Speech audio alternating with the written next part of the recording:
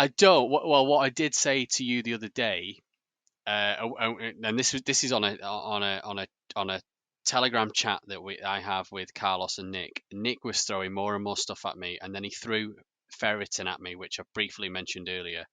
And I said, Nick, I'm refusing to look at ferritin. And the reason is you keep throwing all this stuff at me, and you expect me to come up with the research and debunk why you're throwing stats at me or theories at me that are wrong. It's as if he's using me as like a thermometer and he's going, well, what do you think about this, Andy? What do you think about this, Andy? And I just went, look, you're just throwing another thing at me called ferritin. I don't even want to read it. And I said, I'm not going to read it. In the end, I did go back and I read it. So it's not that I'm cutting myself off to it. I am definitely exposed to both sides of it, Carlos. And by being exposed to both sides, I can see which is the truth. You know, I did go and do the research about ferritin that Nick refused to do, and I could spend the next 5-10 minutes now telling you about ferritin and why it's not being used in any vaccines and why it's not being used for mind control, despite there being papers about tests on hamsters. Another kind of overarching theme is the burden of proof is important to remember with a lot of this stuff. If you come to somebody and you say, I heard that, the vaccine does this, and you say, well, I don't think it does. And then the person goes, well, you can't prove it doesn't. The burden of proof is on the person making the claim. If you're in a court of law and you're the prosecution, you have to prove beyond a reasonable doubt that somebody did something in order to prosecute them. The defense doesn't have to prove they didn't do it. All they have to do is introduce reasonable doubt and prevent the prosecution from proving it. So again, it's important that people realize the burden of proof. If you make a claim about something to do with the vaccine, or you make a claim about the numbers being manipulated, or you make a claim about anything else to do with the pandemic, the burden of proof is then on you to make to validate your claim. You can't just say something and expect the person that's received that information to prove that it's not happening. So anyone who starts the story with apparently, you need to reevaluate it, basically. This is a question to both of you. Have you had many people who've been double vaccinated and regretted having it? Nick's the only person I know who's sort of regretted it. Do you know any people? I don't know if regretting is a big word. I think he said if he was to be vaccinated, if he had the choice now, he wouldn't do it, and that's purely because. Oh, that's regret. That's regret. If he could go back in time, he wouldn't have it. That's regret. Yeah, but the other thing too as well is it seems like this thing didn't necessarily impact him. It's that he's seen something and now he is concerned about his own vaccination, but in reality he hasn't actually been affected by the vaccine yet. So maybe down the line when he sees in 6 months, in a year, that actually nothing is happening, he might say, oh no, I'm actually convinced. He did actually say to me, I'm waiting until 2023 to make my mind up because of whether it's this supposed study completion date, which is another bit of misinformation as well. Yeah. Oh yeah. Corey, I'm just going to let you wrap up. I know you've got one final point. Just to reiterate for our listeners, if they want to follow you or I'll find out more about you, you're on TikTok and it's Politicory, isn't it? Yeah, absolutely. So on TikTok at Politicory, so that's like politic without the C, and then Corey, Corey, and that's the same name on YouTube. I do have just one video, so if you're interested about how this stuff, the COVID misinformation, intercepts with politics and the psychology of it all, there's a longer video on my YouTube about that. Brilliant. Okay, and I'm also going to tag it in our show notes as well, and possibly this is in the edit, but if you want to give me a couple of the accounts to follow, I don't mind tagging them in the show notes as well. The accounts you mentioned earlier. Yeah, perfect. So I will stick those accounts and those other ones we mentioned earlier in the show notes for people to follow so they can get another opinion. I'm not sure we'll get a chance to say goodbye because this is really overrunning. So I'd really want to thank you for coming on. I think this has been absolutely great. Thank you, Corey. I really the fact that you just replied to my comment on when I tried to get hold of you on TikTok, amid all the other comments you must be getting, was brilliant. And I've had some absolutely great conversations. I would love to get you on the podcast again, but I want to let you wrap up with your final thoughts, sort of thing. Yeah, 100%. And thanks a million for having me on. It's a fantastic opportunity to actually have a discussion with people who have genuine concerns like Carlos does. And there's millions of people out there that have the concerns. And I think it's important that we recognize that we don't demonize people for asking questions and for being concerned about, what is the scariest global event of our time, and of our Yeah, lives, for sure. So I think having these open discussions where people are free to ask questions in an open, situation where it's back and forth, and everyone is interested in the truth, needs to happen more and more. So I commend you guys for doing that. So thanks a million. thanks. And I would absolutely love to come back on again, maybe in a month or two. We can see kind of how Carlos's mind has changed. It would be interesting to see how the pandemic has kind of continued, as we're seeing now. We're seeing a bit of a pandemic of the unvaccinated now, in that they make up the majority of the hospitalizations and deaths. So maybe in 2 months we might have more convincing data on that.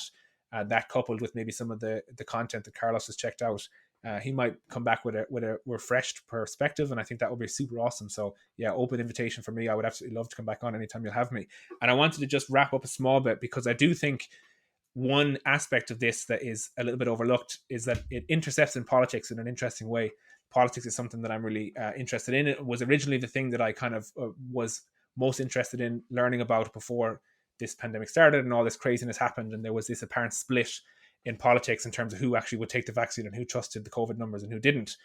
And I would just basically caution people, because there is an interesting prevalence, and I talk about this a little bit on the YouTube video, about the far right essentially using this global health crisis as an opportunity to piggyback on people's fears, people that are concerned. This is something that often happens with far right groups, where they'll take people's fears during a time of crisis. So we saw it during the Syrian refugee crisis, where we had millions of people who were from war-torn Syria migrating across Europe. There was all this rhetoric about the damage they were causing, and the effect they were having, and these immigrants were dangerous and they were criminals. And a lot of the time, these far right parties across these different countries took advantage of that, and we saw, in the likes of France, in the likes of Italy, and even in the UK with Brexit, how that actually impacted people's choices and voting rights. And similar to that in Ireland, we're seeing the same thing. So just be aware of some of the more nefarious angles of some of the rhetoric around the politics of this pandemic, whether you have questions, legitimate questions or not, whether you are concerned about how deadly the virus really is, or you think it might not be as deadly. Just be careful for what might be a knowledgeable and kind of intentional push of certain information in order to get people more sympathetic to a side of politics that is quite dangerous, quite damaging, quite othering, and politics that really, if took hold, would lead to some even more kind of dangerous societal effects. So just something to be aware of for people as well. Be careful of the hidden kind of virus that's in this, and that is, the misinformation and who actually is propagating it and for what reason. That's an absolute great segue to what I was just going to talk about regarding World War One. People forget, after World War One, we had the outbreak. World War One finished 1918, and the Spanish flu outbreak was 1918 to 1920. Adolf Hitler obviously was in World War One, a decorated soldier.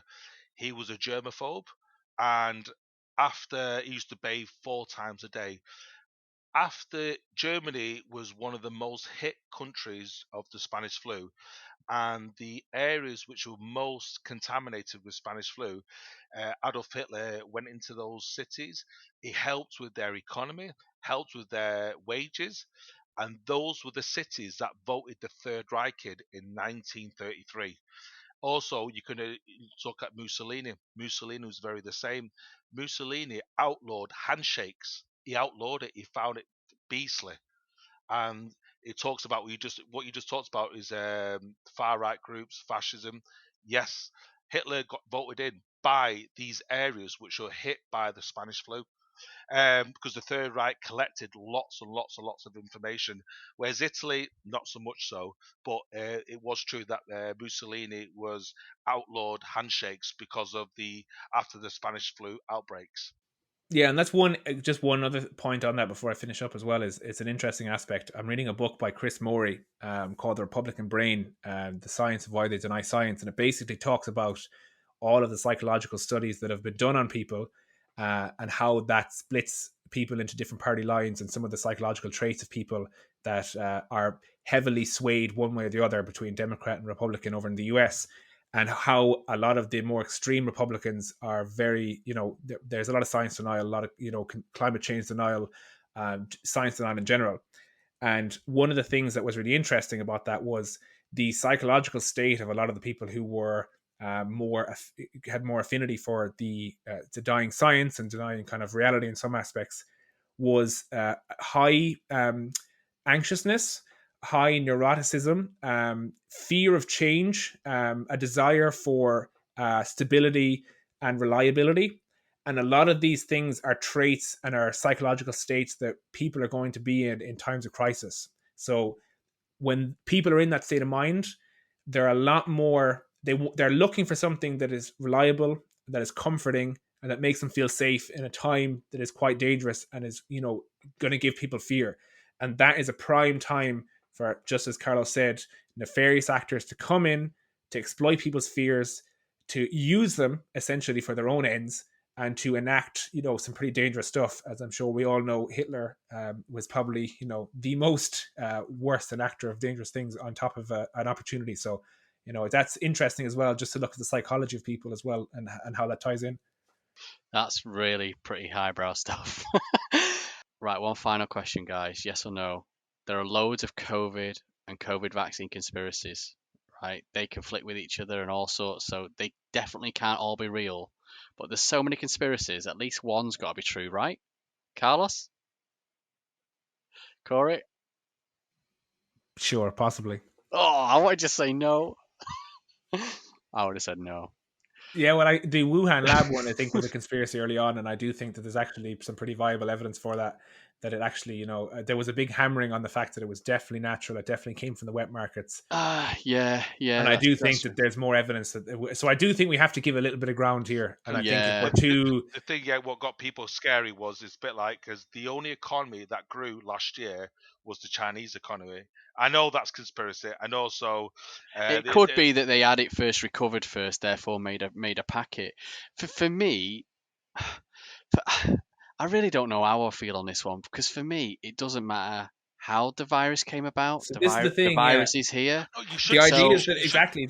You should care, because you have to be accountable. Somebody out there, by body I mean, the WHO or whatever, need to get that proof and prove that it was leaked, and then they can hold them people accountable. It's not something we're going to change by talking about it. No. If you're held accountable, then you have to pay out the. I agree. I agree with you that 100% there, Carlos. But I don't think anyone is gonna. Us chatting about it is not going to help it. And if anything, it just makes people with other agendas, other anti-COVID agendas, go, oh well, if it was purposely leaked, it was because of this agenda and that agenda, and that's where it all starts. And we've done gives ammunition to the wrong side for me. Gives ammunition to the wrong side. And we've done very well to stay away from all that kind of stuff. So, because I've really enjoyed listening to Corey today, but I appreciate you coming on the podcast today, Kerr. Gentlemen, yeah. So I just want to reiterate basically some of the stats about the pandemic. So to date, we have 199 million cases. We have 4.24 million people dead. A case fatality rate of about 2.1%. I believe that the deaths are underreported because of, if you look at excess deaths, you'll see that actually more people have died the excess to previous years than the reporting suggests. It's the third highest cause of death since 2020. Long-term illness, we're seeing major issues with long COVID, neurological issues, organ problems, the need for kidney transplants, etc. We saw near health system collapse in Italy. People dying of preventable diseases, these collateral deaths that Andy mentioned that are so avoidable. Now look at vaccines. So in this third Delta wave, if you look at any of the stats for any country for the third wave, ones that actually implemented the vaccine, you will see that in the previous two waves, when the cases went up, the deaths also went up. What we're seeing in this third wave is the deaths are generally flat, or the spike is extremely small. This demonstrates the power and efficacy of the vaccine in reducing severe illness and reducing death. So what about all the numbers that say they're safe? What about the experts, the governments and the scientists? Why would they lie about it?